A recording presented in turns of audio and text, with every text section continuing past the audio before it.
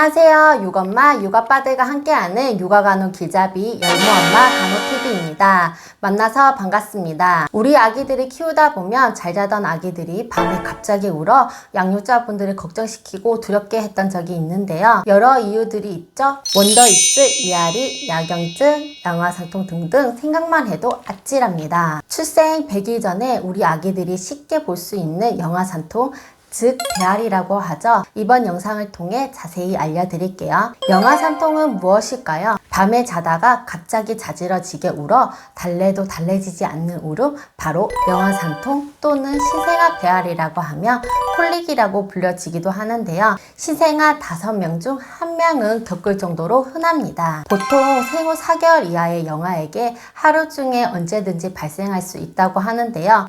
통계적으로 보면 주로 저녁이나 새벽에 이유 없이 갑자기 발작적으로 울고 보채는 경우가 많다고 합니다.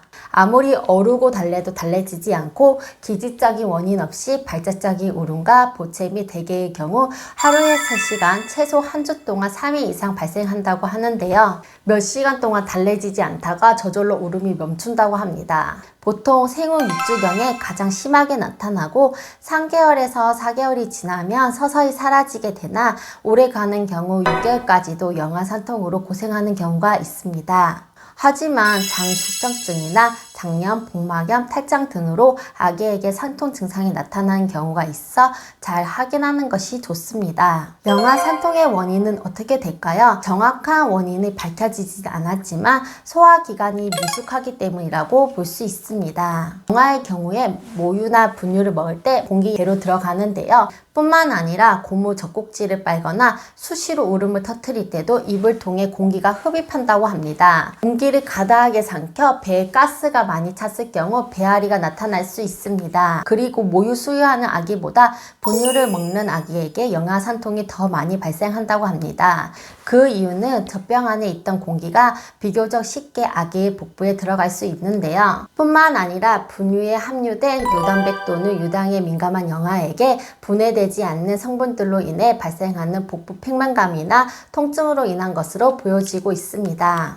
모유 수유 중인 경우에는 엄마가 먹은 음식에 대한 알레르기 반응이 있을 수 있으며 젖 물리는 자세가 잘못된 경우에는 공기를 많이 흡입하게 된 결과로 발생할 수 있습니다. 그 외에도 입증되진 않았지만 배가 고파 빨리 먹거나 분유를 많이 먹거나 주의가 소란한 경우 사회적 정신적 불안으로 인해 발생되어진다고 합니다. 이러한 원인들로 인해 아기들은 배앓이를 하는데요. 소화기관이 미숙함과 동시에 말도 하지 못하는 아기들에게 얼마나 힘들고 고통스러울지 너무 안쓰럽네요. 양화산통의 증상은 어떻게 될까요?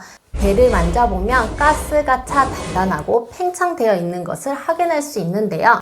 얼굴은 빨갛게 상기되며 입 주위에는 창백해지기도 합니다. 통증이 있으니 인상을 쓰고 두 손을 꼭 움켜쥐고 배에 잔뜩 힘을 주면서 두 다리를 배 위로 끌어당기거나 다리를 굽혔다 폈다를 반복하면서 우는 특징을 가지고 있는데요. 배에 힘을 주면서 방귀를 뀌거나 대변을 보기도 합니다. 양화산통 치료법 및 예방법은 어떻게 될까요? 양화산통은 특별한 치료법은 없습니다. 대부분의 경우 자연적으로 증상이 호전되는데요. 치료법은 없지만 예방법을 통해 증상을 완화시키는 데 도움을 줄 수 있는 방법들이 있습니다. 첫째, 분유 수유 중 공기를 덜 마시게 하는 방법입니다. 분유를 먹일 때 먹이는 양보다 10에서 20 정도 더 타서 젖병을 흔들었을 때 찰랑찰랑 걸릴 정도로 남겨두는 것이 좋습니다. 끝까지 다 먹이게 된다면 공기를 흡입하게 되겠죠? 또 젖병을 물릴 때 머리가 위장보다 높은 위치에 있도록 해야 하며 젖병을 살짝 기울여주면 공기방울이 덜 생겨 삼키는 공기양이 줄어듭니다. 그리고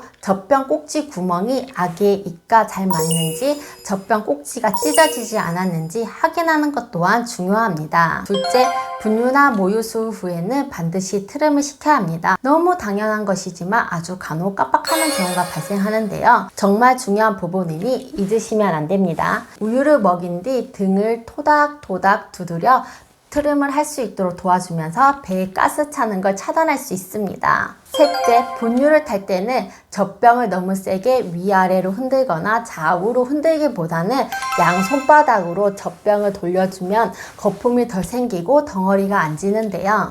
아이에게 분유를 먹일 땐 최대한 거품이 없을 때 주는 것이 좋고, 만약 거품이 생겼더라면 가라앉힌 뒤 먹여야 합니다. 넷째, 수유 후 따뜻한 손으로 가볍게 2-3회를 배를 쓸어주고 마사지 해주는 것이 좋습니다. 마사지는 아기의 면역 능력 향상에도 도움이 되는데요.